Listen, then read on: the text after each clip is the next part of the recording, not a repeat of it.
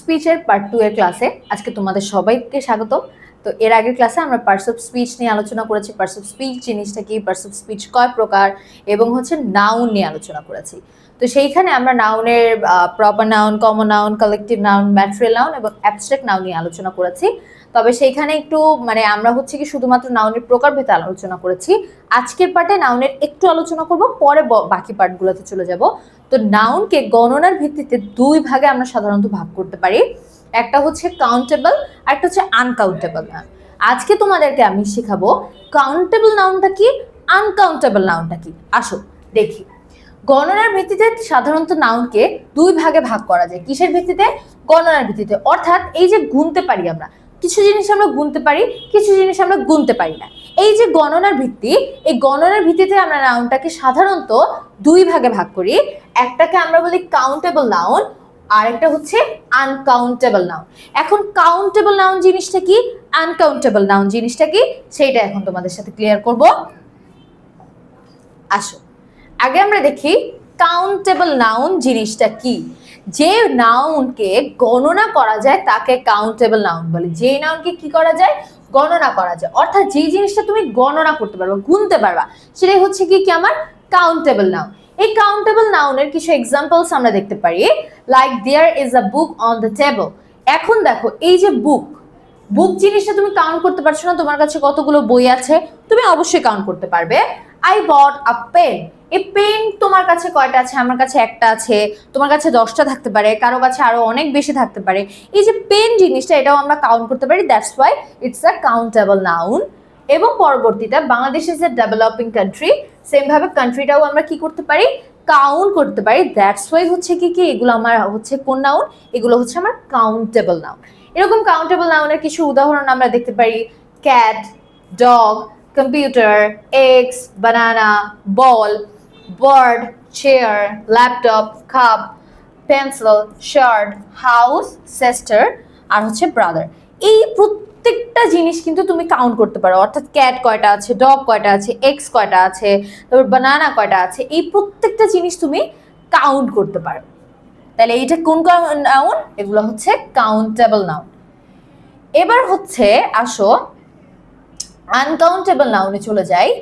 Uncountable নাউনটাকে কি করতে পারবো না, আমি গণনা করতে পারবো না। কাউন্টেবল যদি গণনা করতে পারি, আনকাউন্টেবল কি পারবো না, গণনা করতে এবার আমি পারবো না, অর্থাৎ গণনা করা যাবে না। তাইলে এখন কথা হচ্ছে এরকম কোন নাউনগুলো আছে যেগুলোকে আমরা গণনা করতে পারি না, বলতে পারো? যেমন হচ্ছে আই ইট রাইস। এখানে একটু এক্সাম্পলস গুলা দেখো। আই ইট রাইস, রাইস জিনিসটা এটা কি তুমি গুনতে পারো? একটা, দুইটা, তিনটা, চারটা, এরকম করে কি তুমি ভাত খাও? বা ধরো মুদি দোকান থেকে যখন তুমি ভাত কেনো, বা চাল, মুদি দোকান থেকে যখন তুমি চাল কেনো, তুমি কি বলো মামা একটা চাল দেন? তুমি বলো মামা 1 কেজি চাল দেন, বা 5 কেজি চাল দেন, বা 1 বস্তা চাল দেন। অবশ্যই বস্তার একটা মেজারমেন্ট থাকে, 25 কেজি, 50 কেজি। তো এই যে এই জিনিসটা তুমি কি করছো, ওজন করে নিয়ে আসছো, কিন্তু গণনা করছো না, সেটাই হচ্ছে uncountable noun. Water is life.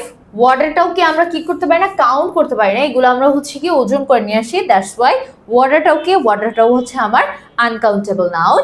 He gave me some advice. অ্যাডভাইসটাও কি আমার আনকাউন্টেবল নাউন। এরকম আদার্স কিছু এক্সাম্পলস আছে, যেমন ফার্নিচার বলো, beauty, honesty, milk, cotton, diamond, air, freedom, sugar, salt, knowledge, happiness, trust, energy, confident, education. এগুলো কি আমার, এগুলো সবগুলো হচ্ছে আমার আনকাউন্টেবল নাউন। এখন এখানে একটু যদি তুমি খেয়াল করো, তাহলে এখানে দেখো কি বলেছে, সকল ম্যাটেরিয়াল নাউন এবং অ্যাবস্ট্রাক্ট নাউনই আমার আনকাউন্টেবল নাউন। অর্থাৎ এই যে আমি নাউনকে 5 ভাগে ভাগ করেছিলাম, কি সাধারণত 5 প্রকার। যেমন হচ্ছে ধরো proper, common, collective, material, and last one ছিল অ্যাবস্ট্রাক্ট নাউন, রাইট? এখন এইটার মধ্যে আমাদের দেখব যে কোনগুলো আমাদের কাউন্টেবল, কোনগুলো আনকাউন্টেবল। এইখানে দেখো প্রপার নাউনের কি ছিল, প্রপার নাউন হচ্ছে কোনো কারো নাম, নির্দিষ্ট নাম। যেমন আমার নাম জারিন। জারিন বলতে এই রুমের মধ্যে কয়জন জারিন আছে? একজন জারিন, তাহলে আমাকে কাউন্ট করতে পারছি। কমন হচ্ছে গিয়ে বয়েজ গার্লস, ধরো কতজন ছেলে আছে কতজন মেয়ে আছে সেম জিনিসটাও আমি কি করতে পারছি, কাউন্ট করতে পারছি। অ্যান্ড কালেকটিভ কতজন পুলিশ আছে কতজন আর্মি আছে আমরা কাউন্ট করতে পারছি। তো এই জিনিসটার জন্যই এই যে ধরো প্রপার কমন কালেকটিভ এই প্রত্যেকটাই আমার কি বলতো কাউন্টেবল নাউন। কোন নাউন বলতো, এইগুলো হচ্ছে আমার কাউন্টেবল নাউন। এবং খেয়াল করো ম্যাটেরিয়াল আর ম্যাটেরিয়ালে তো আমি অলরেডি সংজ্ঞাই বলে দিছি যে ম্যাটেরিয়াল তুমি কাউন্ট করতেই পারবে না, এটা তোমার কি করতে হবে, ওজন করে নিয়ে আসতে হবে, পরিমাপ করতে হবে। সেই ক্ষেত্রে ম্যাটেরিয়ালটা শুরুতেই আমরা বুঝতে পারতেছি এটা কাউন্ট করা যাবে না।